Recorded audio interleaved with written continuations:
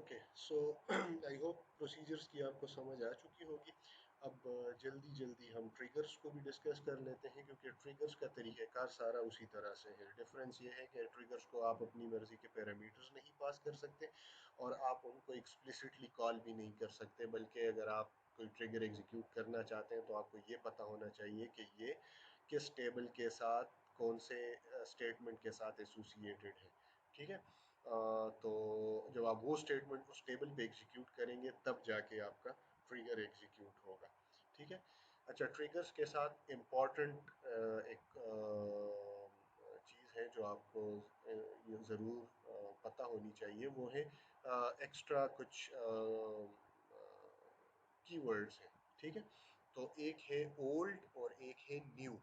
ये इसी तरह से हम लिखते हैं ओल्ड, आप ओल्ड डॉट करके उसको यूज़ करेंगे और न्यू डॉट करके यूज़ करेंगे। उनका उनका मकसद ये होता है कि चूंकि ट्रिगर बेसिकली तब एग्जीक्यूट होता है जब आपके टेबल में कुछ डेटा मैनिपुलेशन, इंसर्शन हुई होगी, या अपडेशन हुई होगी, या डिलीशन हुई होगी। ठीक है।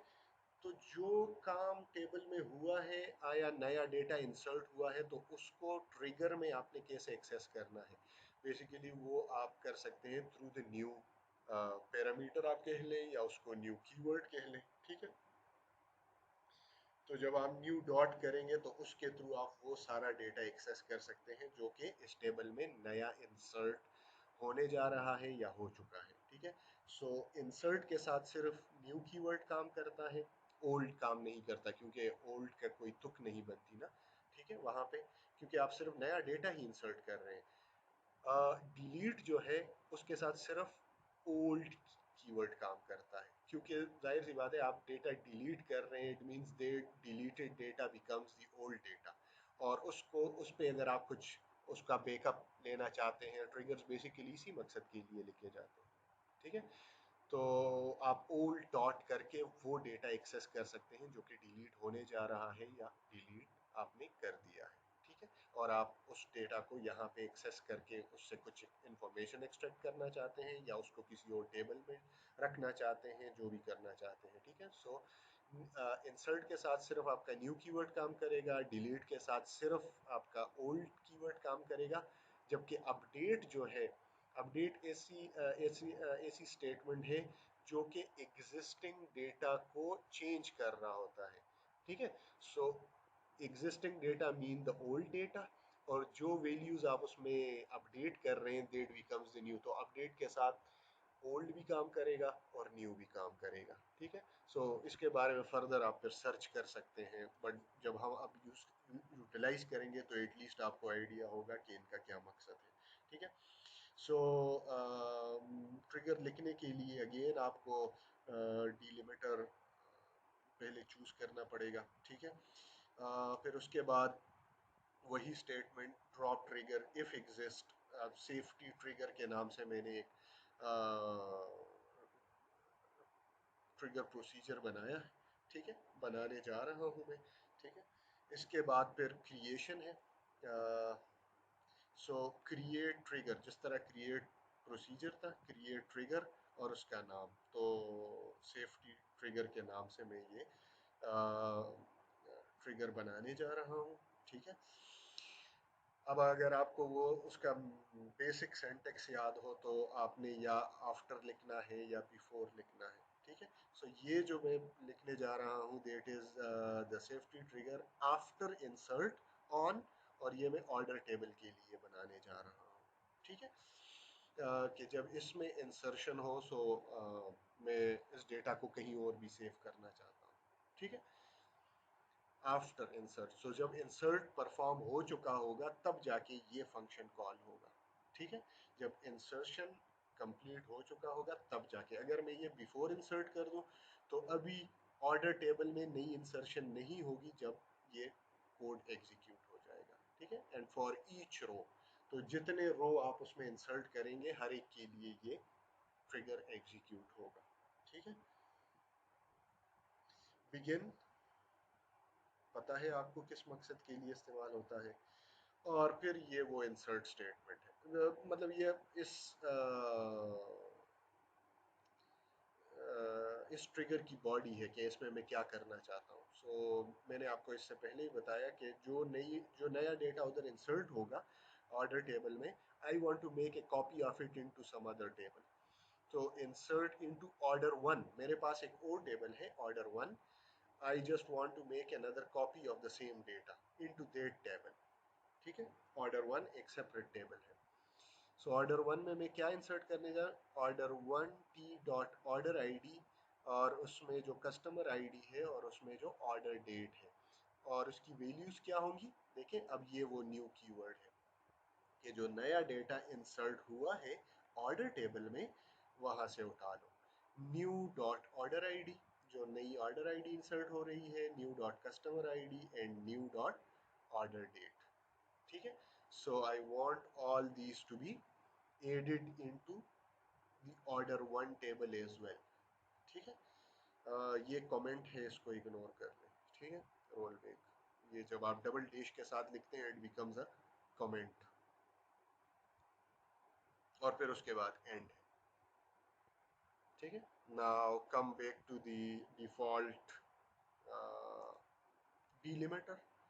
तो ये आपका ट्रिगर प्रोसीजर जो है वो कंप्लीट हो चुका है। यू कैन सेव इट, जो कि ऑलरेडी सेव्ड है सेफ्टी ट्रिगर के नाम से। यू कैन एग्जीक्यूट इट, और देखें ये सक्सेसफुली एग्जीक्यूट हो चुका है। अब इसको इसको रन करने का तरीका ये है कि आपने ऑर्डर टेबल में कोई नया रो इंसर्ट करना होगा, तब जाके ये एग्जीक्यूट होगा। ठीक है, सो पहले ज़रा ऑर्डर टेबल में देखते हैं कि हमारे पास ऑर्डर आईडीज किस किस्म की हैं, ताकि हम कुछ नया उसमें इंसर्ट कर सकें। ओके, ये है। ठीक, so let's go to our main script, और इसमें हम एक इंसर्ट स्टेटमेंट डालते हैं। ठीक है, insert into order underscore table. ठीक है, और वो उसकी क्या फील्ड्स हैं, उसमें है order ID, comma customer ID, comma क्या चीज़ थी, डेट था सिर्फ, या ऑर्डर डेट। ठीक है, सो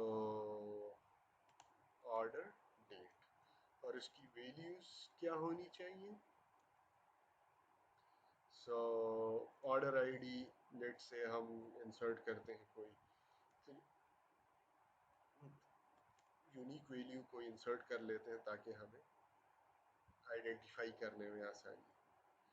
ठीक है, उसके बाद कस्टमर आईडी है, लेट से कस्टमर आईडी 5, और उसके बाद डेट है, सो 2020, आज की डेट में हम डाल देते हैं 6 कॉमा, सॉरी यहाँ पे डैश 6। ठीक है, सो लेट्स सी, इससे पहले मैं आपको ज़रा ऑर्डर वन टेबल भी दिखा दूँ। ठीक है, ये ऑर्डर वन टेबल है, देखें इसमें भी कुछ उस किस्म का डेटा मौजूद नहीं है। ठीक है, और हम सिर्फ ऑर्डर टेबल में इंसर्शन परफॉर्म कर रहे हैं। ठीक है, so let's perform this insertion. One row affected, मतलब अब अगर हम ऑर्डर टेबल को दोबारा से देख लें तो उसमें ये इंफॉर्मेशन इंसर्ट हो चुकी होगी। ठीक है, let's scroll to the end, ये वो डेटा है जो हमने अभी इंसर्ट किया है। ठीक है, ये नया रिकॉर्ड इंसर्ट हुआ है। तो जब ये इंसर्ट हो चुका, तो हमारा जो ट्रिगर था वो एग्जीक्यूट हो चुका होगा, और इसके रिस्पांस में क्या है कि order table, order one table में भी ये इंफॉर्मेशन आ जानी चाहिए। So let's look at order one table again, और ऑर्डर वन टेबल में भी वो डेटा आ चुका है। ठीक है, सो इससे क्या पता चला कि जब हमने ऑर्डर टेबल पे आफ्टर इंसर्ट एक ट्रिगर एसोसिएट किया, तो जैसे ही हमने वहां पे ऑर्डर टेबल में नया रिकॉर्ड इंसर्ट किया, ट्रिगर के थ्रू वही रिकॉर्ड ऑर्डर वन टेबल में भी इंसर्ट हो गया। ठीक है, so this is how triggers work. ये आप डिलीट के लिए भी बना सकते हैं और ये आप उसके लिए भी बना सकते हैं। मेरे पास एक और एग्जांपल है जो कि मैं आपको डायरेक्टली उसका कोड सिर्फ बता देता हूँ। ठीक है, क्योंकि उसके पीछे फिर थोड़ा सा काम है, तो you can pause the video and then do all the background. यहाँ पे हो क्या रहा है, ये एक और ट्रिगर है जो कि प्राइस अपडेट है। देखें, ये एक्चुअल जो यूटिलाइजेशन है ट्रिगर्स की, बेसिकली ये उस किस्म की एक एग्जांपल है। मैं ये करना चाह रहा हूँ कि हमारे पास जो प्रोडक्ट टेबल है उसमें हम प्राइसेस अपडेट कर सकते हैं, क्योंकि लेट से महंगाई ज़्यादा हुई तो हमने अपने प्रोडक्ट की प्राइसेस इंक्रीज कर दी, या लेट से सेल लगा दिया तो डिक्रीज हो गई। लेकिन हमारे पास चूंकि जो टैक्स कैलकुलेशन होती है या जो भी होती है वो at the end of the year होती है, तो जो हमारे पास एक प्राइस थी उसके हिसाब से कुछ बनेगा, जो दूसरी प्राइस है उसके हिसाब से कुछ, जो सेल्स का डेटा सारा बनेगा। तो हमारे पास ये हिस्ट्री होनी चाहिए कि कब हमने प्राइस अपडेट की और कितने ड्यूरेशन के लिए की, लेट से। तो हमारे पास ये सारी हिस्ट्री होनी चाहिए कि किस डेट को किस प्रोडक्ट की प्राइसेस जो है वो अपडेट हुई। तो ये मैंने उसके लिए एक ट्रिगर लिखा है और वो क्या है, create trigger price update after update on product table. ठीक है, कि जब अपडेट होगा फॉर ईच रो बिगिन। अब उसने करना क्या है, इंसर्ट इनटू प्राइस हिस्ट्री। अब ये प्राइस हिस्ट्री मैंने यहाँ पे एक सेपरेट टेबल खुद से बना दिया था। ठीक है, ये प्राइस हिस्ट्री है। अब ये मैंने जल्दी में बना दिया था कि इसमें सिर्फ एक ऑटो इंक्रीमेंट प्राइस हिस्ट्री उसकी प्राइमरी की मैंने रख दी है। ठीक है, प्रोडक्ट आईडी जिसकी प्राइस इंक्रीज हो रही है या डिक्रीज हो रही है या अपडेट हो रही है। अपडेटेड प्राइस, इसमें एक और फील्ड होनी चाहिए ओल्ड प्राइस। ठीक है, फिर अपडेटेड प्राइस, और ये अपडेटेड प्राइस किस डेट को हुई। ठीक है, तो इस तरह से जिन जिन प्रोडक्ट की हम प्राइसेस इंक्रीज करेंगे या डिक्रीज करेंगे थ्रू दी अपडेट स्टेटमेंट, वो सारा रिकॉर्ड हमारे पास इस टेबल में महफूज होता जाएगा कि किस डेट को ये अपडेट हुआ। ठीक है, तो ये टेबल आप बना सकते हैं और फिर आप ये ट्रिगर जो है एग्जीक्यूट कर सकते हैं। So let's go back to the trigger for each row. अब ये क्या करेगा, इंसर्ट इनटू प्राइस हिस्ट्री, जो उसकी फील्ड्स थी, product ID, updated price, price history dot date. ठीक है, ये जो इसकी, क्योंकि ये मैंने डेट कीवर्ड भी है ना, तो इस वजह से मैंने इसको क्वालिफाई कर दिया विद टेबल नेम। आप इसको अपडेट डेट कह सकते हैं या कुछ और नाम इसका रख लें।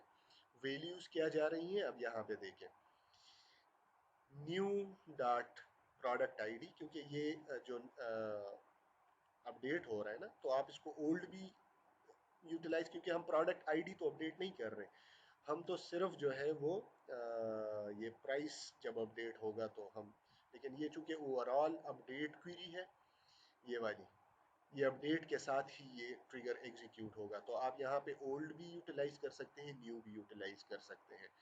So new dot update product ID, new dot product standard price, और जो मैं आपको कह रहा था कि इसके साथ एक ओल्ड का फील्ड भी उधर टेबल में, प्राइस हिस्ट्री टेबल में होना चाहिए। तो फिर वो आप जब यहाँ पे डालेंगे तो old dot product standard price, तो अपडेट से पहले जो उसकी वैल्यू थी वो old dot product standard price के थ्रू आप लगा सकते हैं। And now function basically gets today's date, ताकि आज की डेट में ये रिकॉर्ड हमारे पास आ जाए। ठीक है, और उसके बाद खत्म। तो अब जब हम प्रोडक्ट टेबल में कोई भी रिकॉर्ड अपडेट करेंगे, ये ट्रिगर एग्जीक्यूट होगा और वो क्या करेगा, वो प्राइस हिस्ट्री टेबल में एक नई एडिशन कर लेगा। ठीक है, एक रिकॉर्ड इंसर्ट कर लेगा। सो ये मेरे ख्याल में ऑलरेडी हमारे पास स्टोर्ड है, नहीं है स्टोर, अच्छा ये तो स्टोर्ड प्रोसीजर है, ये इसमें नहीं आता। ठीक है, बहरहाल लेट्स डू इट अगेन। ये ऑलरेडी सेव है, इसको एग्जीक्यूट कर लेते हैं। So that is compiled. अब हम अगर अपडेट, सॉरी,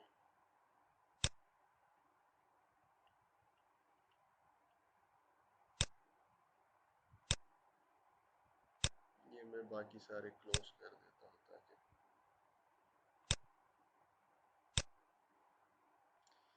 ओके। सो यहाँ पे अब अगर हम कोई अपडेट स्टेटमेंट लगाते हैं, लेट्स सी, हाँ, ओके, ये देखें, ये आपके पास, ये हमारे पास एक अपडेट क्वेरी है। ठीक है, और इस क्वेरी में क्या है, ये बाकी सारी चीज़ें इग्नोर करें, सिर्फ इस पे फोकस करें। ठीक है, ये ये जो क्वेरी है इस पे फोकस करें। ये क्या है, update product table set product standard price equal to 2000 where product ID equal to 4। तो प्रोडक्ट आईडी जो भी जिस प्रोडक्ट की आईडी 4 है उसकी प्राइस हम इंक्रीज कर रहे हैं। ठीक है, और ये हमें प्रोडक्ट टेबल से पता चल सकता है, ये नहीं है। लेट्स लेट्स विजुअलाइज के प्रोडक्ट टेबल में हमारे पास क्या है। सो प्रोडक्ट आईडी 4 जो है एंटरटेनमेंट है, इसकी अपनी जो ओल्ड प्राइस है दैट इज 650। तो वो हम यहाँ पे अपडेट कर रहे हैं 2000। ठीक है, so let's execute this statement और देखते हैं कि क्या होता है। वन रो इफेक्टेड, इसका मतलब ये है कि प्रोडक्ट टेबल में ये प्राइस अपडेट हो चुकी है। ठीक है, सो लेट्स सी, ऑर्डर, ये जो प्रोडक्ट आईडी 4 है उसकी प्राइस हमने अपडेट कर दी 2000। ठीक है, अब इसके रिस्पॉन्स में हमारा ट्रिगर जो है वो एग्जीक्यूट हो जाना चाहिए। तो अगर हम अपनी प्राइस हिस्ट्री टेबल देखें, ये प्राइस हिस्ट्री टेबल है, तो इस प्राइस हिस्ट्री टेबल में, प्राइस हिस्ट्री टेबल में वो रिकॉर्ड आ चुका है। ये 4 इस वजह से कि ये ऑटो इंक्रीमेंट है और इसमें प्रीवियस में कुछ जब ट्राई कर रहा था इन चीज़ों को तो इसमें कुछ आईडीज पहले से वो रिकॉर्ड्स मैंने पे डिलीट कर लिए, but auto increment always increment, so that's why it is 4। ठीक है, प्रोडक्ट आईडी 4, अपडेटेड प्राइस, अगर आप यहाँ पे वो ओल्ड प्राइस के फील्ड बना दें, ठीक है, old dot product standard price, तो फिर वो यहाँ पे 650 इसके साथ एक और फील्ड में डिस्प्ले किया जा सकता है। ठीक है, तो इस तरह से जिन जिन प्रोडक्ट की आप प्राइसेस अपडेट करते जाएंगे थ्रू दिस ट्रिगर, आप उसकी एक हिस्ट्री मेंटेन कर सकते हैं। ठीक है, so this is the actual power of trigger utilization. ठीक है, आई होप आप लोगों को समझ आ चुकी होगी। ठीक है, इसके अलावा मेरे ख्याल में फिर आप इससे रिलेटेड स्टडी कर सकते हैं। बुक में तो शायद, और बुक में तो बहुत कम कंटेंट अवेलेबल है। अगर आप सिर्फ जो जो कॉन्सेप्ट मैंने आपको समझाए हैं, अगर आप सिर्फ इन्हीं पे फोकस करें और ये भी समझ लें अच्छी तरीके से, तो that would be enough for you. ठीक है।